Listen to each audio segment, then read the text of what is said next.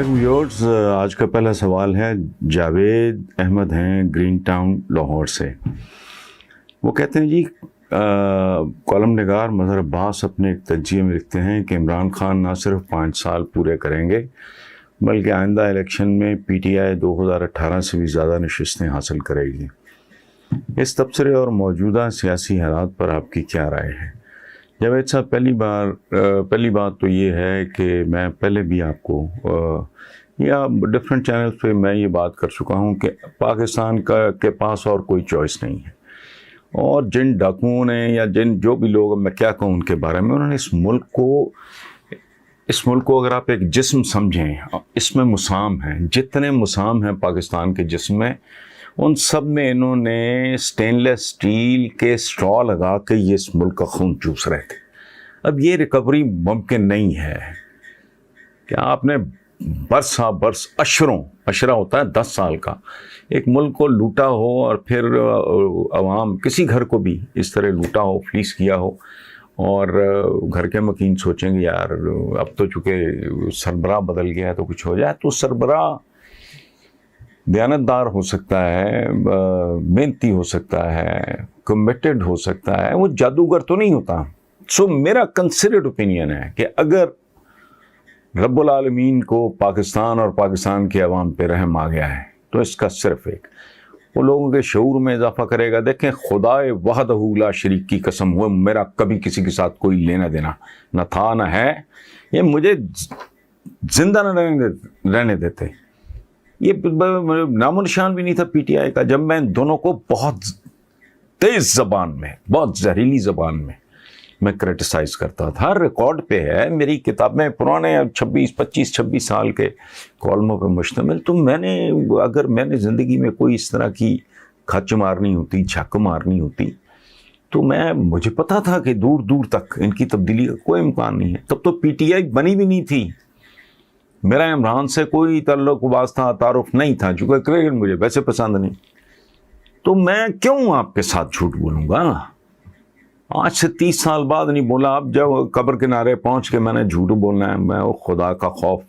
کوئی آدمی اگر میری نیت پہ شبہ کرے تو پھر اللہ پاک اس کو معاف ہی فرمانا۔ اچھا، تو دوسری بات یہ ہے کہ اور بہت سے لوگوں کو رب العالمین کو رحم آ جائے، پہلی شرط، لوگوں کے شعور میں تھوڑا اضافہ ہو جائے دوسری شرط، تیسرا یہ کہ باقی جو عوامل ہیں، باقی جو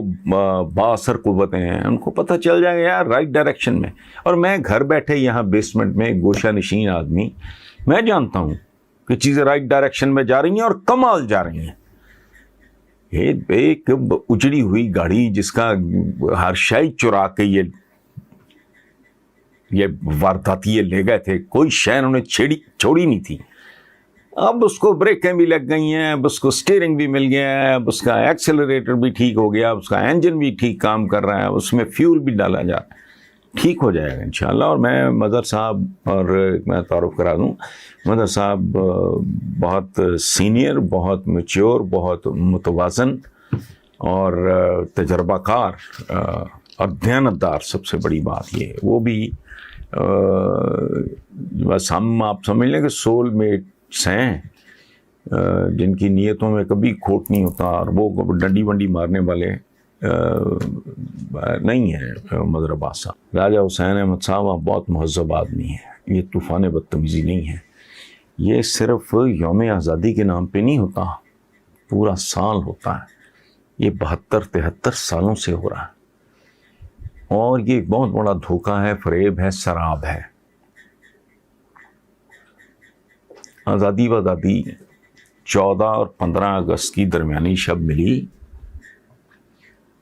اگلے دن اغوا ہو گئی۔ اس ملک میں مخصوص طبقات نے، مخصوص لوگوں نے، ANDP آج تو نہیں پیٹ رہا نا جی کہ اتنے % اس ملک کے وسائل پہ صرف اتنے %، ایک چھوٹی سی اقلیت ہے اس کا قبضہ ہے۔ آزادی اغوا ہو چکی ہے اس ملک کی، جھوٹ ہے یہ۔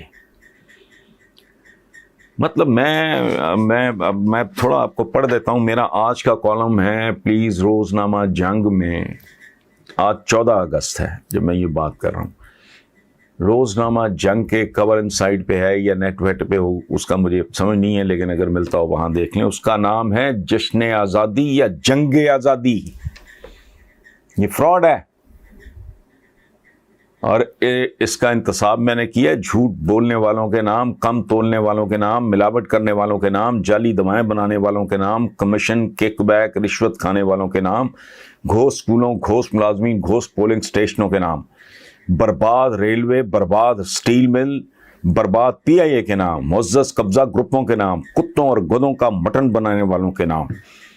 مردہ جانوروں کی انتڑیوں سے کوکنگ آئل بنانے والوں کے نام، ہسپتالوں کے ویسٹ سے بچوں کے فیڈر بنانے والوں کے نام، پیشہ ور گواہوں، دلالوں اور جھوٹے حلف اٹھانے والوں کے نام، ذخیرہ اندوزوں اور بلیک کرنے والوں کے نام، چوہے کے کیمے سے سموسے بنانے والوں کے نام، آئین کی شک 62-63 کے نام،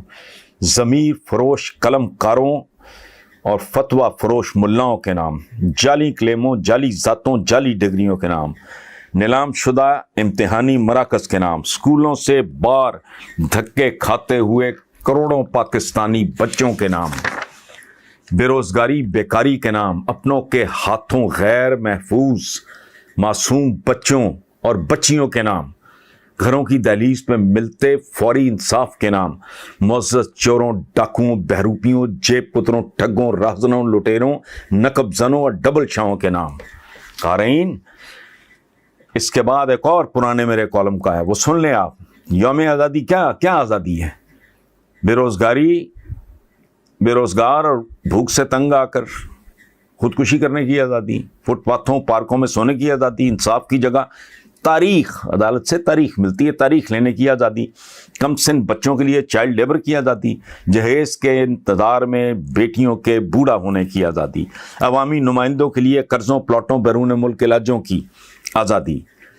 تھانوں وغیرہ میں تشدد اور توہین کی آزادی، اکثریت کے لیے مخصوص اقلیت کو ووٹ دینے کی آزادی جسے الیکٹیبلز کہتے ہیں، سرعام رشوت اور حرام کھانے کی آزادی، غنڈوں کے نرغے میں سرے بازار برہنا پھرنے کی آزادی، یہ ہر تیسرے دن اخبار میں خبر ہوتی ہے، قدم قدم پہ میرٹ کے ابارشن کی آزادی، آدھے پاکستان کا پورا ترانہ سننے کی آزادی. جنگ آزادی جاری رکھو. یہ بہت بڑا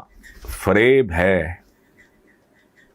کہ یوم آزادی، میرے تو کالم کا آج والے کا پہلا جملہ یہ ہے کہ بھائی کوئی شک نہیں آج 14 اگست ہے، لیکن کیا آج واقعی یوم آزادی بھی ہے؟ اس لیے جو بات کی ہے نا راجہ حسین احمد صاحب نے، عزیز بھٹی ٹاؤن سرگودا سے، اس نے تو میرے زخم چیل دیے ہیں.